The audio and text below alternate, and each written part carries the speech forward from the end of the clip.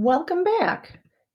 I was in the middle of talking to you about Google Sites, a wonderful application that Google has created that creates very professional looking websites.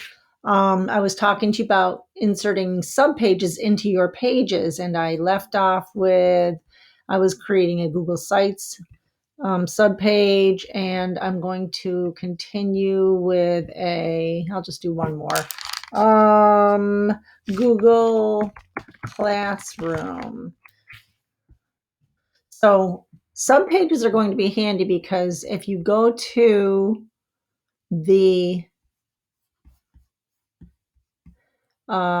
you'll see the navigation right up here. So there's your home page. That was my page I started out with, and then the teaching videos. You'll see this drop down arrow that shows these subpages I've created that I will be able to insert my teaching videos into those different pages: Google Meet, Google Sites, Google Classroom. So that subpage is a wonderful tool that you can use to create subpages underneath. So I'm creating pages, and the pages are listing across the top of my website. But if you want to put them on the side, which is another setting, then you would click on the gear up here, click on settings, and go to navigation, and you are going to see up here it says top or side. If I wanted to put my pages on the side, you'll see these three lines up upper left corner, and here's where you're going to see all the pages listed. So the home page, the teaching videos. If I close that, you'll get back to just the main page, but if I click on that arrow, it'll give all these sub pages.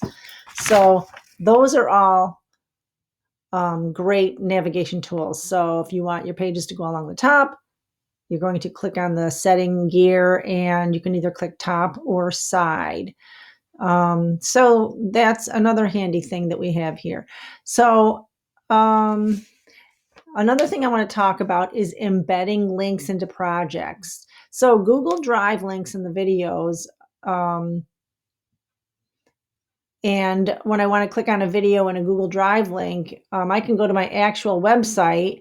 But if I just insert a website, a URL into my page, it's going to bring you right to that actual website. Like if I have a YouTube video, it'll bring me to the YouTube video, YouTube website. So you're actually going off of my website. It seems clunky, or someone can download my file hypothetically that way. Google does not have a problem when I take their videos and insert them into my website because Google owns YouTube and Google Drive and encourages me to use them. But embedding websites has been available in Google Sites for a long time. But embedding videos can be rather daunting if you don't know how to do it. So in the Sites commands on right and to the left of pages, you see Insert. So Insert, underneath Insert, you see Text Box, Images, Embed, and Drive. When you insert and then hit Embed, and then you go to Vimeo or YouTube, you can actually find some video that you want and insert it into your website. So you click the share icon on a video. So if I went over to YouTube, and let's say I wanted to just find a Google Sites tips and tricks.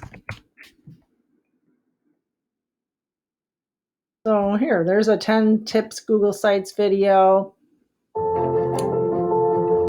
Say I wanted to embed this into actually this is a commercial, so.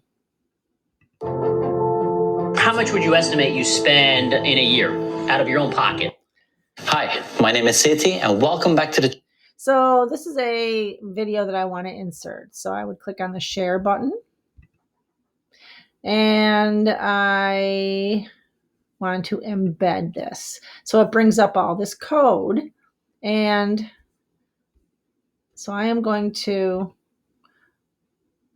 copy this code, and then I'm going to go back to my website, and I'm going to not click URL. If I click the URL and try and embed this code, it's going to tell me that there is an invalid URL. Check link and try again. So I'm going to undo that, and I'm going to click on embed code and paste that there and hit next, and it's embedding this code into my video. And